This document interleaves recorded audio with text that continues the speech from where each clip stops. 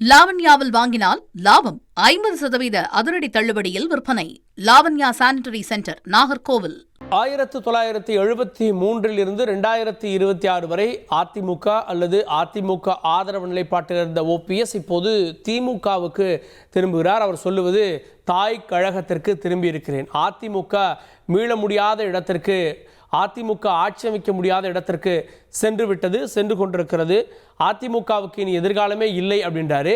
இப்படிப்பட்ட ஒரு சூழலில் தான் இந்த முடிவை நான் தீர்க்கமாக யோசித்து எடுத்தேன்றாரு. பொறுமையாக சிந்தித்து முடிவெடுத்திருக்கிறேன்.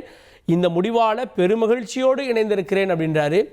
எந்த குழப்பமும் இல்லாமல் இந்த முடிவு எடுத்திருக்கிறேன். ஒரு தொண்டனாக திமுகவில் இணைந்திருக்கிறேன் அப்படின்றாரு. 2001 பெரியகுளம் தொகுதியில் அவர் வெற்றி பெறுகிறார். பெரியகுளம் தொகுதியில் வெற்றி பெற்றப்போ கூட ஓபிஎஸ் சட்டமன்ற உறுப்பினர், முதல் முறை சட்டமன்ற உறுப்பினர். அதன் பிறகு 2001க்கு பிறகு ஜெயலலிதா அவர்கள் முதலமைச்சராக இருக்க முடியாத சூழல் ஏற்பட்டப்போ ஓபிஎஸ் வெளியே தெரிகிறாரு.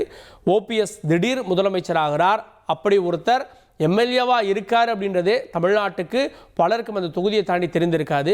அப்போது அவருக்கு இந்த ஆதரவை கொடுத்தவர் திரு டிடிவி தினகரன் அப்படின்றது குறிப்பிடத்தக்கது. பெரியகுளம் நகராட்சியுடைய சேர்மனாக இருந்தார். இப்போ வரைக்கும் திரு தினகரன் அவர்கள் ஓபிஎஸ் சொல்லுவது சேர்மன் அப்படின்னு தான் தனிப்பட்ட முறையில் அழைப்பார்.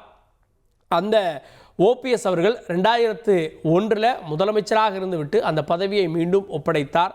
அதன் பிறகு அவர் எதிர்க்கட்சி துணைத் தலைவராக, எதிர்க்கட்சி தலைவராக, ஐவர் குழுவில் பொருளாளராக, அதிமுகவுடைய பயணத்திட்டங்களை வடிவமைப்பதில், கூட்டணியை பேசுவதில், நிதியமைச்சராக அப்படின்னு பல ரூபங்களை அதிமுகவில் கண்டிருக்கிறார். அதன் உச்சபட்சமாக 2016 காலகட்டத்தில் மீண்டும் முதலமைச்சராக 3 முறை இடைக்கால முதலமைச்சராக இருந்தார். அதன் பிறகு 2017க்கு பிறகு ஒருங்கிணைப்பாளர் அப்படின்ற நம்பர் 1 ஸ்தானம், அதாவது ஒருங்கிணைப்பாளர் தான் பொதுச் செயலாளருக்கு ஈக்குவலான ஒன்றாக இருந்தது.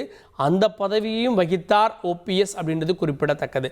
21க்கு பிறகு இந்த ஒற்றை தலைமை அப்படின்ற குரல் எழும் வரை ஓபிஎஸ் தான் தலைமை பொறுப்புகளில் இருந்தார். 17க்கு பிறகு கிட்டத்தட்ட 4 ஆண்டுகள் அப்படின்றது குறிப்பிடத்தக்கது. அப்படி உயரங்களெல்லாம் அடைந்த ஓபிஎஸ் இன்று திமுகவுக்கு வந்திருக்கிறார். 2017 பிப்ரவரி மாதம் ஓபிஎஸ் தர்மயுத்தம் தொடங்கினப்போ சசிகலா அந்த போயஸ் கார்டன் இல்லத்துடைய வாசலில் சொன்னது என்ன அப்படின்னா, திமுகவை எதிர்க்கட்சி தலைவரை பார்த்து பேசிக்கொண்டும் சிரித்து கொண்டும் இருக்கிறார் ஓபிஎஸ், இவங்களுடைய கூட்டு வெளிப்பட்டு விட்டது, அதை நான் உணர்ந்து கொண்டேன் அப்படின்னாரு. அன்று 2017 பிப்ரவரியில் அவர் சொன்னார். இன்று 2026 பிப்ரவரி, கிட்டத்தட்ட 9 ஆண்டுகள் கழித்து அதே ஓபிஎஸ் இன்றைக்கு திமுகவில் சேர்ந்திருக்கிறார். லாவண்யாவில் வாங்கினால் லாபம் 50% அதிரடி தள்ளுபடியில் விற்பனை. Lavanya sanitary centre, Nagercoil.